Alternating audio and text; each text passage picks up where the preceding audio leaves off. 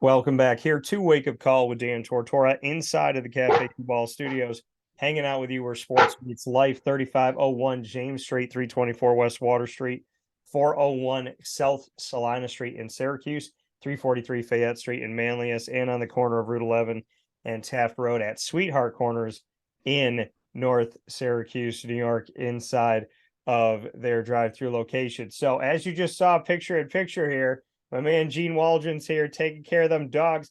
I feel like Oh, I feel like what Gene Waldron is when if you hear the dogs and you hear Gene and I talking, just picture this is what it is. It's the parallel of Jim Boeheim talking with a bunch of Twitter trolls writing about him. That's the difference. So that's what the chirps are. If you hear them chirps, that's just Boeheim chirp stuff. So Gene Waldron here with us, Syracuse Orange and professional basketball alum, hanging out with me picture in picture. My guy, how you doing?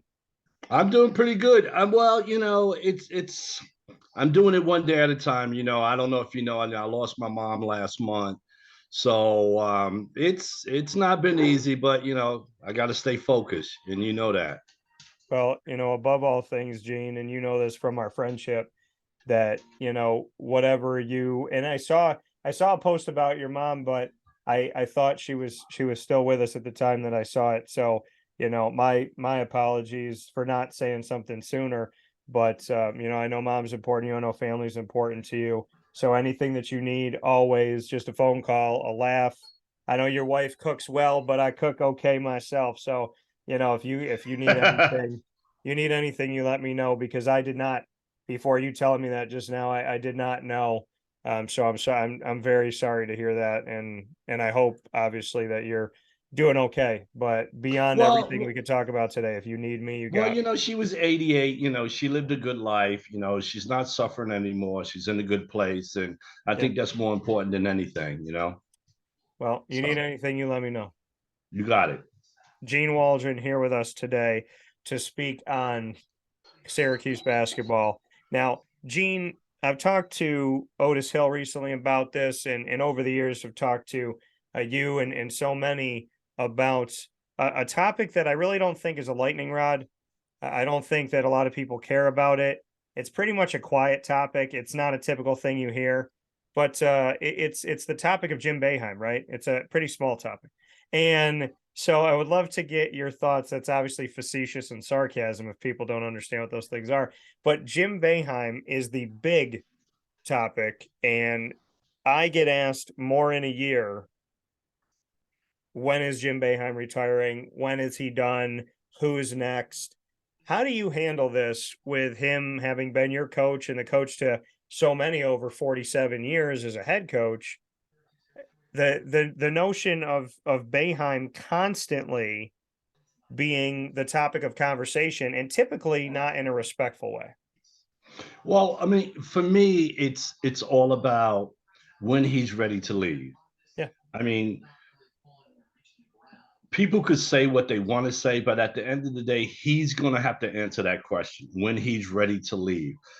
And for me, it's when he's ready. I mean, at the end of the day, and I don't know when that time is going to be, but I also feel that whoever has to take over for him is in a hot seat, because what that man has done for Syracuse basketball and the community is going to be hard to duplicate.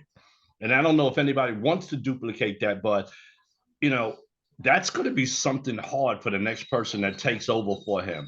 And I don't know who that person is going to be, but it's not going to be an easy task. No, and I mean, how do you respond to it? Because like I said, I mean, it's the question I get asked more than any other question when it comes to my world of sports and broadcasting, is the Jim Boeheim timetable question. When people ask you, because inevitably they do, how do you feel about it? Because has there ever been another person in the history of mankind where people were asking when they were going to retire for over a decade? I mean, I don't.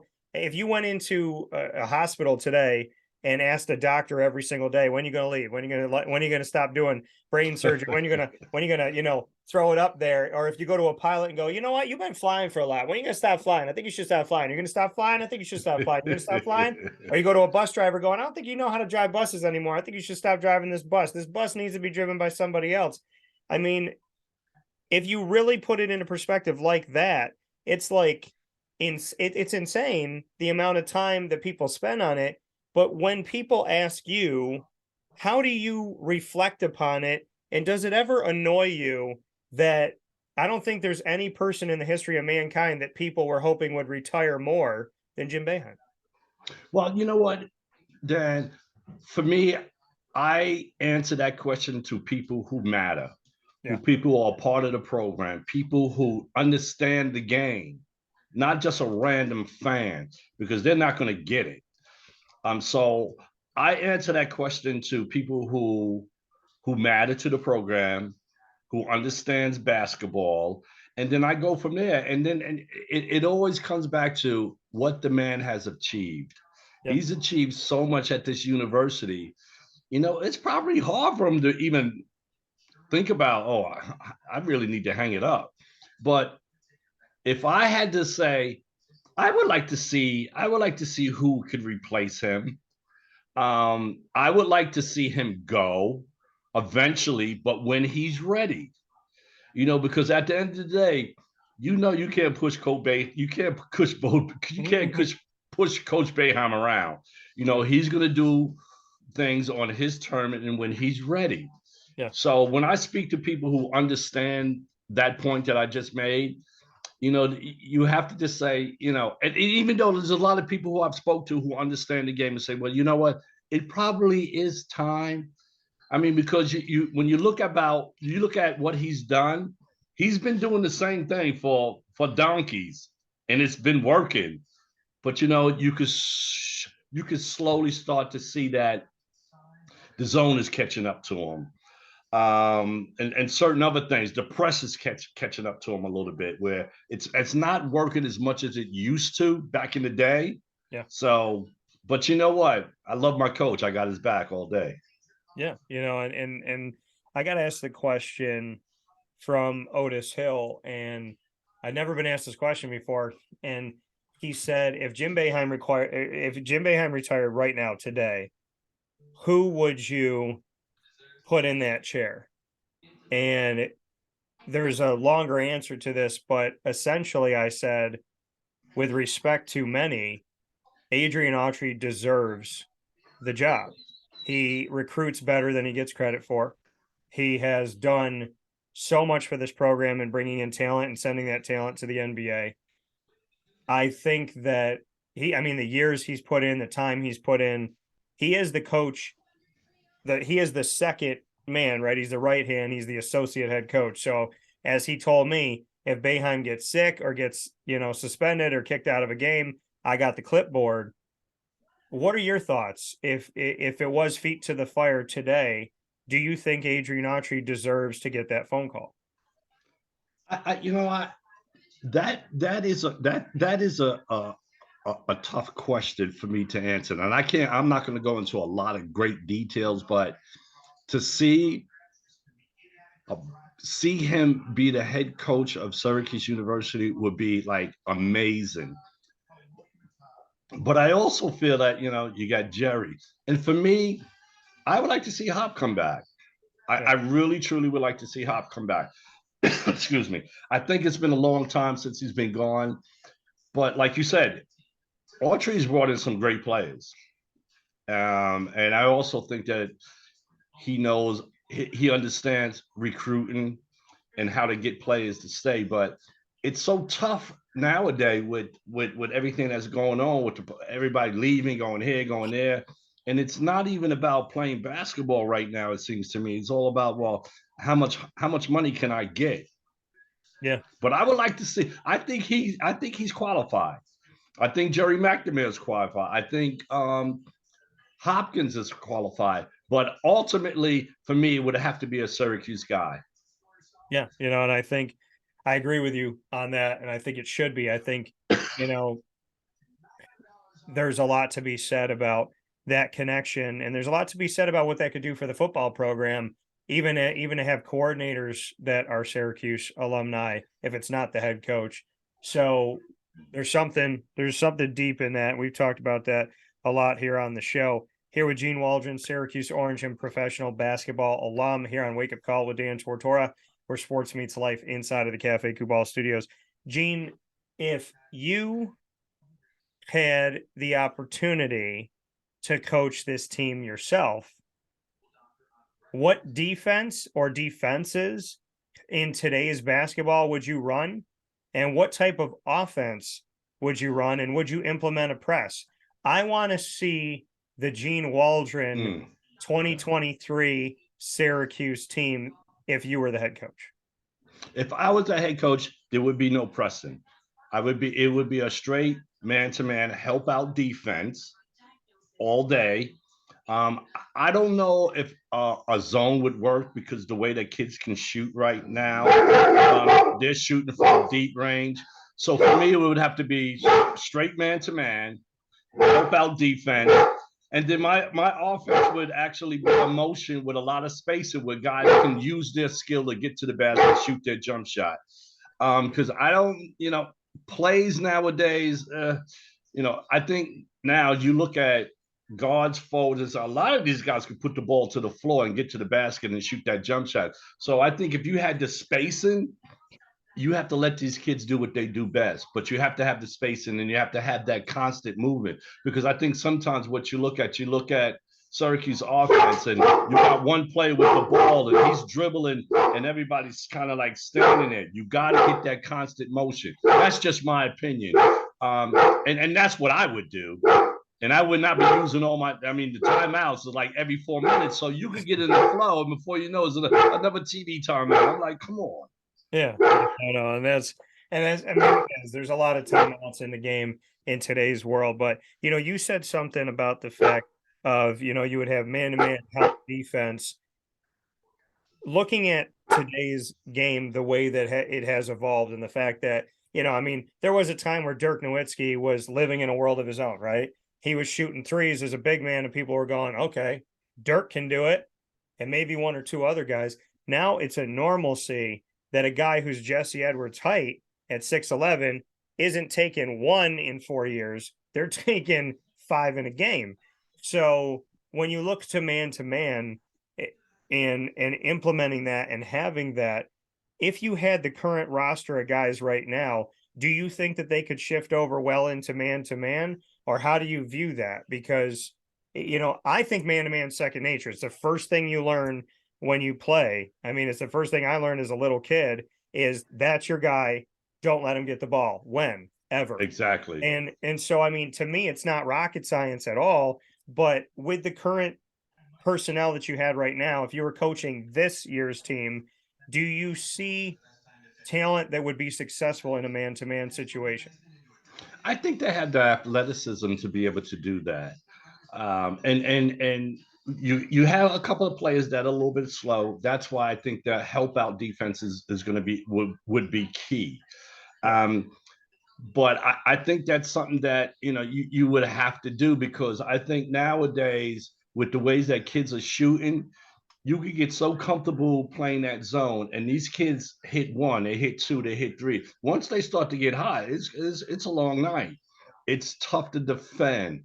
I don't think I've ever seen that zone being played as well as that 03 team that won the title. They played that zone to perfect. I'm not even going to call it a zone. They played that whatever it is to perfection. Yeah. And I don't think I've ever seen it since. Maybe when Elijah Hughes was here, when Buddy was here, they played it a little bit, but Michael Carter.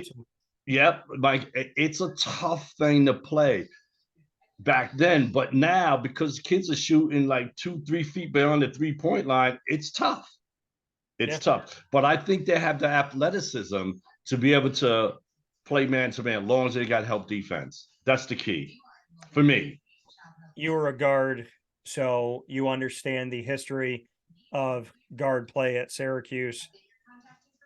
We're going to broad paintbrush this. I want to get a little bit deeper and more specific, but I just want to throw it out to you first and foremost. Judah Mintz. When I say Judah Mintz, what do you think? Very capable of running the team. I don't know if he's doing that now. He's got the skill, but to be able to run the team that he has, I don't know if he's doing that the way that it should be done. He can get to the basket.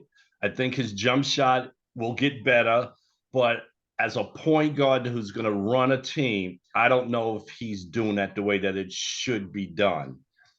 But with that being said, he gets things done, but not as a point guard. And I think if you look around the country, point guards aren't point guards now. Point guards score.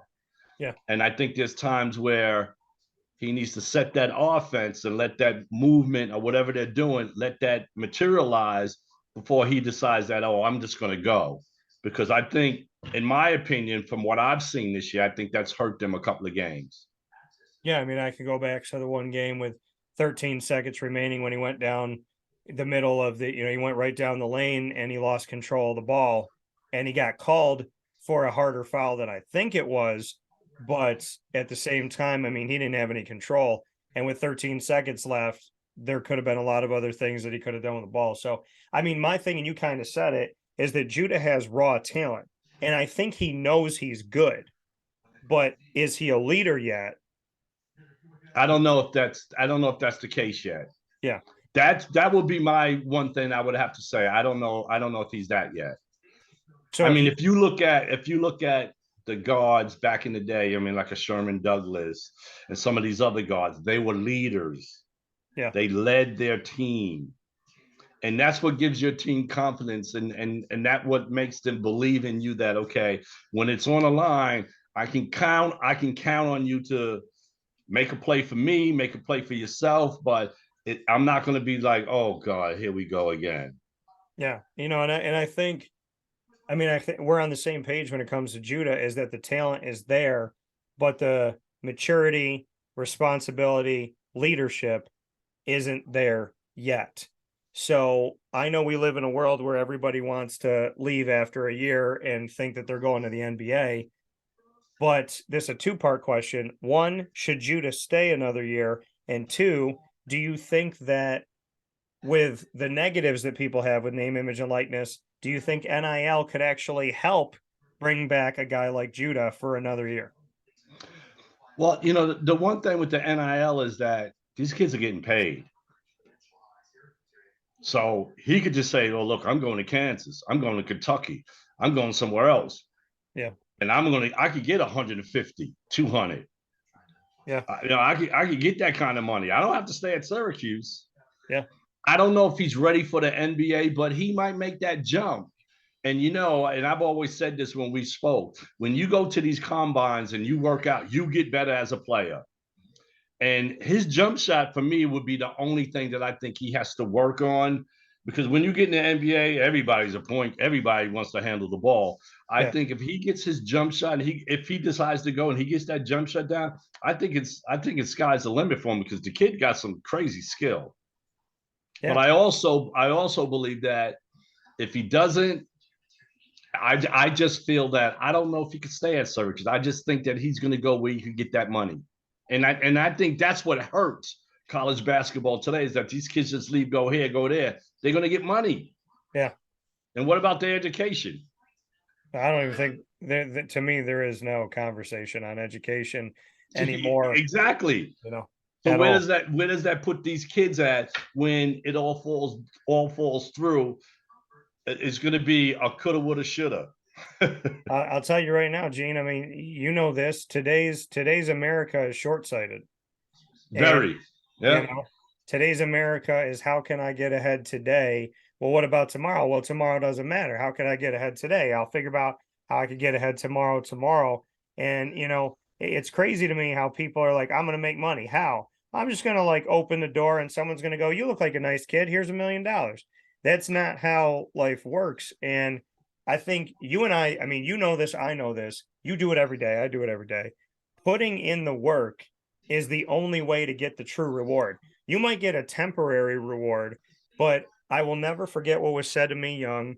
And that's whatever comes easy goes just as easily. It could be a romantic relationship, that could be a job, that could be, like here's the money. What comes easily goes just as easily. If you don't build a foundation, then that thing is fleeting, and it's here today, gone tomorrow. I think that unfortunately in today's America, because everything's at your fingertips, literally and figuratively, people are gonna maybe have to fall on their face before they realize you got to put the work in. And you know what, Dan? It's funny that you say that because I'll be the first to say that.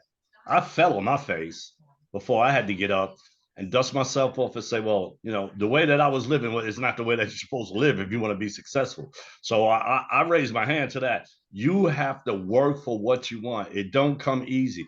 And sometimes falling in your face is the best thing that can happen to you so you can see the light. Yeah.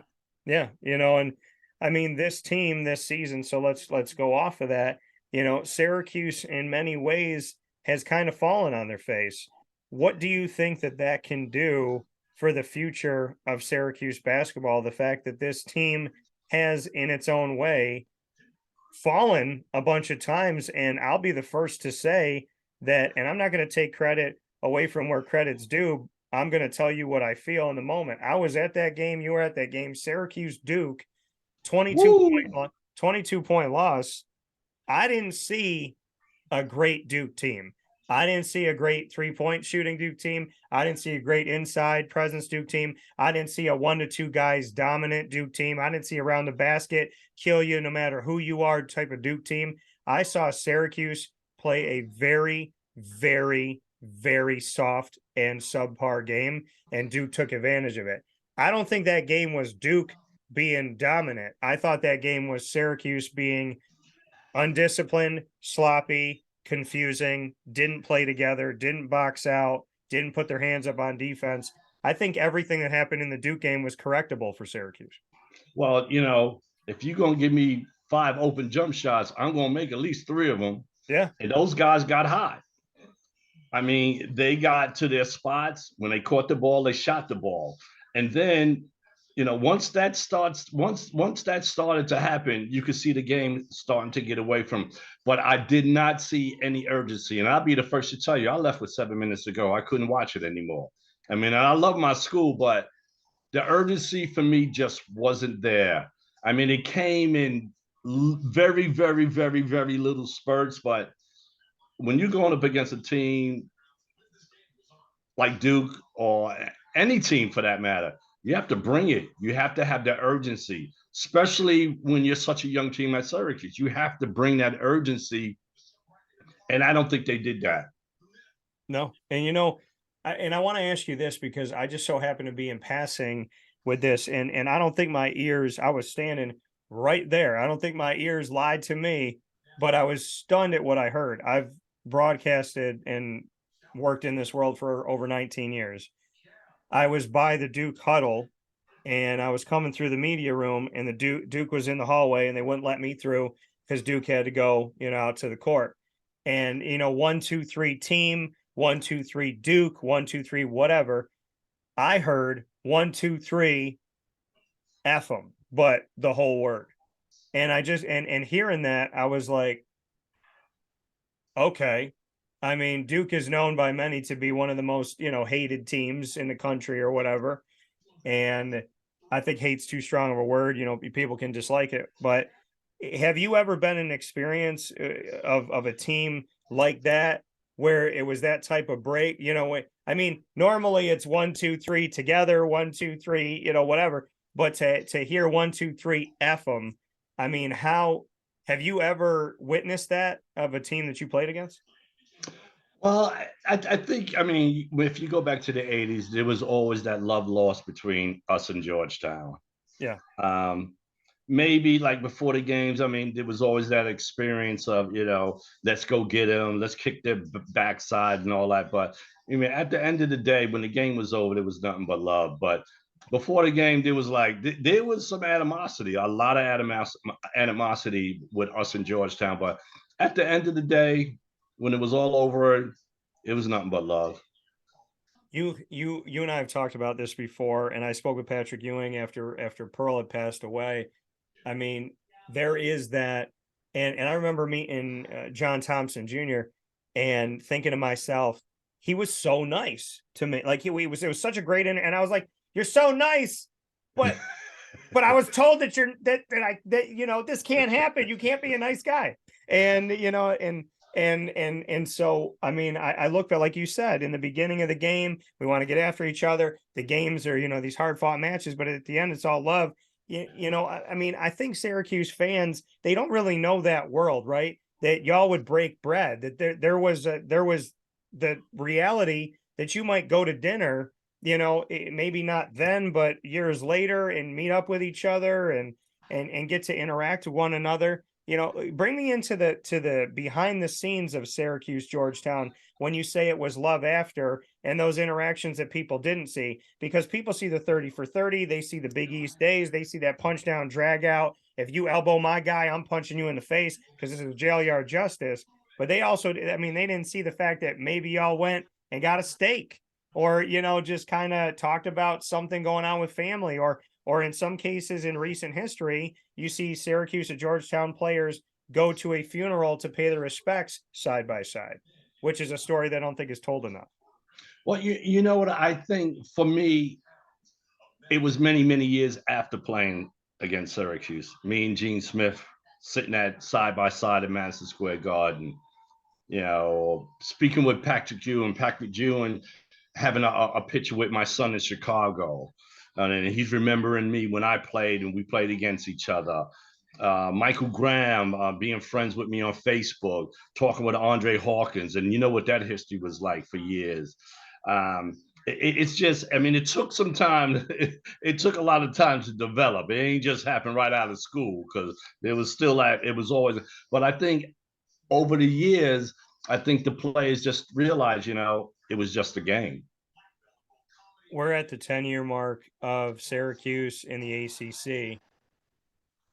Thoughts on the last decade of being in a different conference? Don't like it, never will. Plain and simple. The Big East was, you can't get anything better than what the Big East was. Villanova, Pitt, Syracuse, St. John's, Seton Hall, Boston College. You go back and look at that, the Big East. Yeah. ACC can't compare to that. It can't compare to the rivals, the atmospheres, it can't compare. In my opinion, it just can't compare. And so I can remember going down to North Carolina for the ACC tournament. I'm sitting there, I'm going, I need to drive back. I need to get on a plane and go back home. Where's the atmosphere? But then again, it's North Carolina, so they're going to have their atmosphere. Whereas the Big East, you got Philly, New York City, Boston. That's a close radius. Everybody's going to come for those games, and the atmosphere was always great. We look back. You look at what the Big East is now. Still has UConn, still has Georgetown, Villanova, Seton Hall, Providence. Those St. John's. Those teams are still within it, even though there's been a change to it. Do you catch yourself okay? So put it to you like this to paint the picture. So I hadn't been to the Big East tournament since Syracuse played the last one. And so I saw Syracuse's last time in the Garden for the Big East tournament, beating Georgetown by Musakita, hitting free throws that people forget. Without those, they don't move forward. Mm-hmm. So I go back to that, and then fast forward 9 years later. Last year, at the time, I had COVID, and I had an upper respiratory sinus infection, and I had COVID. And I was like, man, I had the ACC tournament at the Barclays in Brooklyn. I had the Big East tournament at the Garden. And I said to myself, I remember talking about that. I was like, I have to go. And I tested. I was positive. And then like a few days before I had to go on a Friday, because I was supposed to leave on Monday, I tested negative. And I was like, I can't miss this. Went down, hadn't been to the Big East MSG in 9 years. COVID's gone. I get there. I go to the ACC games, and I respect the ACC, and I love the ACC. I love the way they treat me. And I also love the Big East, and I love everything about that. And I'm a Big East kid. So I go to the ACC game at the Barclays. I go to see those games. I hop on the subway. I go down to the Garden. I walk into the Garden. I go to my seat courtside at the Garden. I get my stuff down, get in my chair. I'm looking down, and I just paused, and I looked up, and I saw that wooden masterpiece of a what is that? Nobody has that in the Garden. I looked at the ceiling, and everything inside of me said, 9 years later, everything inside of me said, I don't care what anybody says. This hits different. This is It different. is. It's so Yeah. different. And even though Syracuse wasn't there, and even though Pitt wasn't there, and even though Notre Dame wasn't there, they were down the road. I'll tell you flat out, that tournament felt like I was being pulled back in time. It was more physical than the ACC games. They were letting the guys play, and then they put up the board and they show the screen of Big East history, and right on there, Jim Boeheim, Syracuse. Syracuse, and I'm thinking in my head, like, seeing that and then watching the game and watching how the officials actually let them be physical. I'm watching the Big East Conference still be brutal in a way. I'm watching Syracuse up on the board. I'm in the Garden, and I'm saying to myself, this isn't right. It doesn't feel right. I feel like I've jokingly said this, but I'm also serious. I said, if Syracuse loses in the ACC tournament, can they come down the road and play in the Big East tournament? Because it doesn't feel right. You know what I That would mean? have been nice.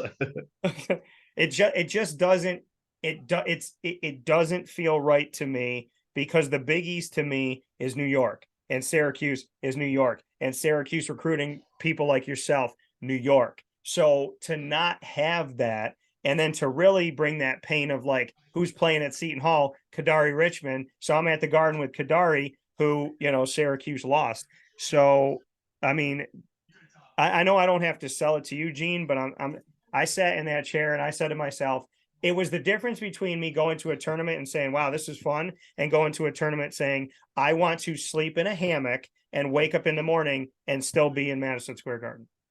And it's such a magical place. And when you think of the Big East, like I said earlier, you think of the tri-state areas, yeah, where all the kids, it's just, when Syracuse decided to go ACC, it was painful, very painful, But at the end of the day, MONEY. yeah, yeah, yeah, and yeah. So going off of that, with the changes that have happened, we talked about NIL, transfer portal as well. We see Roy Williams retire, and it was like abrupt, right?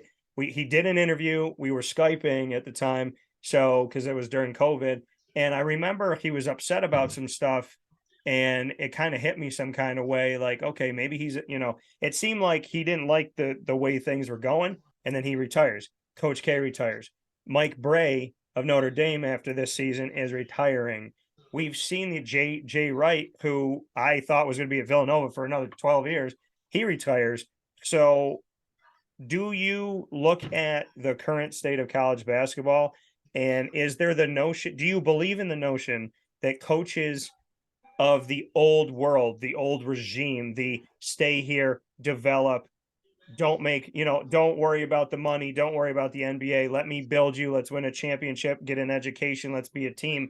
Do you think that these coaches that I'm naming, these big name coaches that have been around for a very long time, are they hanging it up, in your opinion, at least partially, because they don't like the current state of college basketball? It's no question in my mind they retired because of the current situation. I mean, you can't keep a kid. A kid could go to any school that he wants and play the next year. A kid could go to any school and say, "Oh, I'm leaving here. I'm going to get paid here. I'm going to get paid there." I mean, these old school coaches, they coach. They care about kids. They Yeah. want to develop. And I think because of this NIL, the kids lose the respect for the coaches. That we're like, well, shit, you could say whatever you want. I could just go here. I could go here and I could do this. I could do that. And I think some of these coaches came to the realization that they don't have to put up with that. I'm just going to retire because I did my job. They did their jobs before this NIL came in. They did their job. Yeah. And I think for me, it has hurt the game so badly that half of these kids, in my opinion, these kids were like, I mean, you look at every year, I'm going here, I'm going to leave, I'm going here, I'm going here, I'm going here. It's like, can't nobody sit still. And what do you want these coaches to do? I got another new kid coming in, but I also had this other kid that was a freshman that was really good. He's supposed to play as a sophomore, but oh no, I got this other kid that's coming from another school. Oh, now you got to sit. What about those parents who like you made those promises to? Yeah. And now all of a sudden, oh, you ain't playing because this other kid is transferring in and he can play right away. You know, what happened to the days where you fight for your minutes? Yeah. You don't have to leave, fight for your minutes. You know, that's just me. I'm like, I would never have left Syracuse. I don't care who was coming. I'm gonna fight for my. When they said Pearl was coming, I was like, okay, we're gonna get after it. Mind you, I had to go to the second guard because he took over the point. But still, you know, Yeah. I ain't leave. Right. No, and that plays into what I said before, personal responsibility. You know, people don't have to have responsibility anymore because they don't have to try anything. They don't have to work toward it. They think it's going to be handed to them. In a world where you can bounce around in free agency and you can make money without proving yourself, if you can make money without doing anything, you know, you got a $17 million contract, you didn't even get to college, whatever yet, college basketball, college football. You got money coming in with no proof. And if there's competition, you can run away from it. That's creating a society of people that think that money is easy, fame is waking up in the morning and walking outside. And when adversity strikes, you just run from it. That's what we've created. And I'm not saying that players shouldn't get theirs. I'm saying without parameters, NIL and the transfer portal are taking a society of people who don't have responsibility, think that life comes easy and has everything at their fingertips, and are not willing to work in a team and very self-centered and self-centric.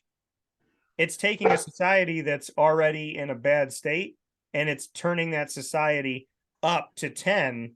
It's like having a society that's lit a match and then lighting the whole damn thing on fire. Well, I think that's where the NCAA went wrong. They didn't put a lot of parameters around this NIL, and I think that's what what hurts college basketball. I mean, because some of these kids are looking behind. I mean, looking behind their back, like who's coming next? Who's coming next? What about me? What about me?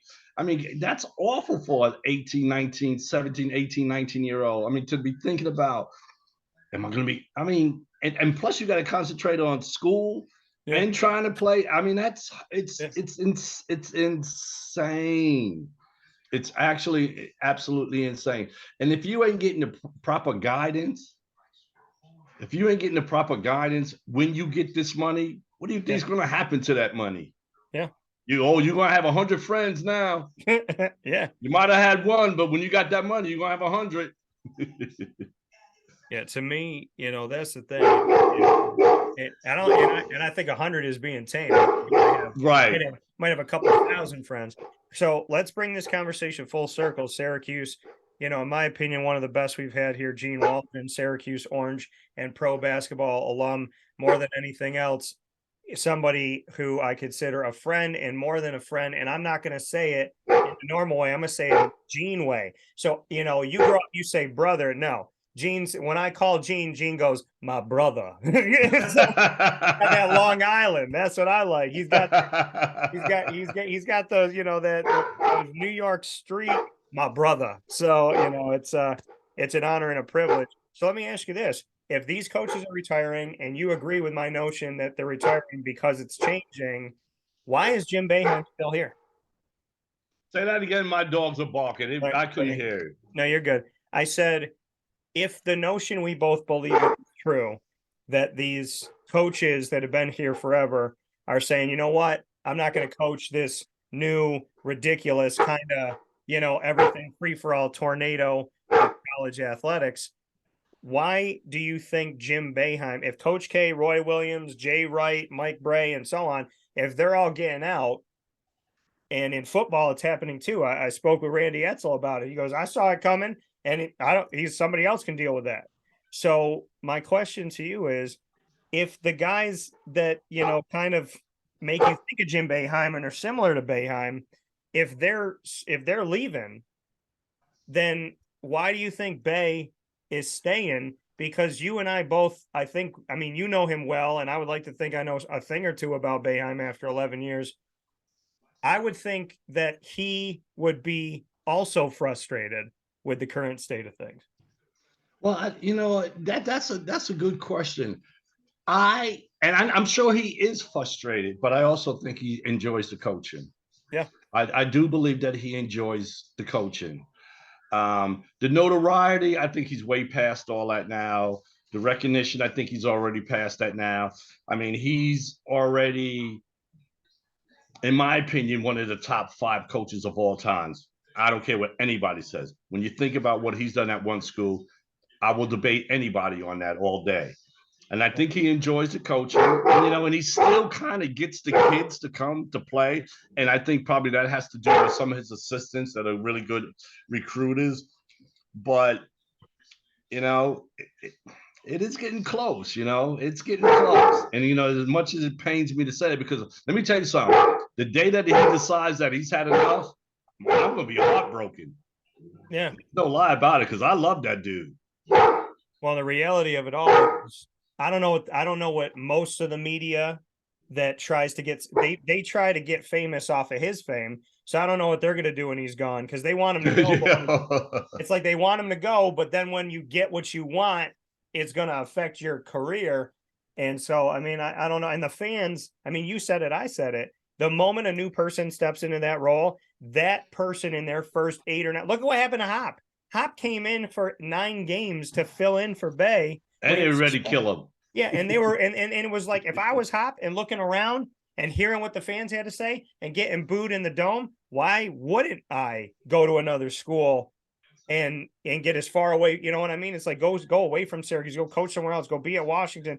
To me, I think fans need to understand something. You might hate him or say you hate him, but you're going to miss him. And the reason why you don't like him is because he's not winning as much now, but he was winning then. See, this is the juxtaposition I find hilarious and the irony. Jim Boeheim created the high standards of Syracuse basketball, which are the same standards they're yelling at him about that he's not getting to right now. Right. So the fans good point, Dan. Yeah, so the good fans point. that Very good point. Thank you. The fans that hate Jim Boeheim hate him because he's not living up to the standards that are above normal that he built here, the 25 wins a season, Sweet 16 or bust. So you hate the man that set the standard at Syracuse. So, to me, it's like you are literally biting the hand that, well, he didn't give me that food for the last 4 years, but he's won at least 20 games for 41 of 47 seasons. Yeah, I totally agree. When everybody's living here and you're living here, and then you know what it tastes like to be up here, you start thinking here's the bottom, right?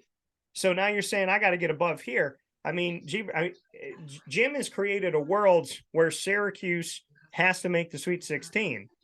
I would ask anybody else, what other coaches right now do you think are consistent right now? Roy Williams is not there. Coach K is not there. So who do you think consistently can take a team to the Sweet 16, to the Elite 8? Is it Mark Few and Gonzaga? Is it John Calipari? Not now. Can people name 5 coaches that are as dominant now as Jim Boeheim has been in his career? I don't think you can right now. But here's the crazy thing. No one would have ever heard of Syracuse if it wasn't for Boeheim. No one. All right.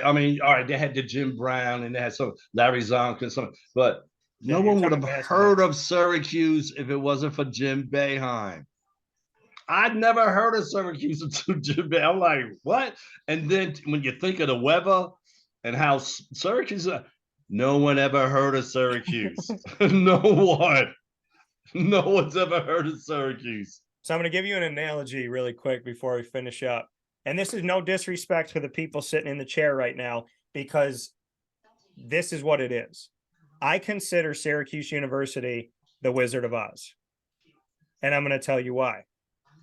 Chancellor, AD, floating head, turn it off, guy behind the screen. Because the actual leader of Emerald City, Jim Boeheim. Exactly. You can't, Dad, you can't say that any better than that. You really, truly can't say that any better than that. Yeah. And like I said, Syracuse is on the map because of Coach Boeheim. Yeah. There's no ifs, ands, buts about it. I mean, really and truly. I mean, you think about this small place, a beautiful place, I might say, and all the great players that came through here. I mean, really? Oh, jeez. She's being a pain. he's essentially a prisoner of the standards that he set. Yes, yeah. But he shouldn't be hold ransom for that. No, I agree. That coming from Gene Waldron, Syracuse Orange and pro basketball alum on Wake Up Call with Dan Tortora inside of the Cafe Kubal studios. Gene, it is always my pleasure to speak with you, a friend and a brother. So you got it. Thank you, man. I appreciate it. All right, brother. I'll speak to you.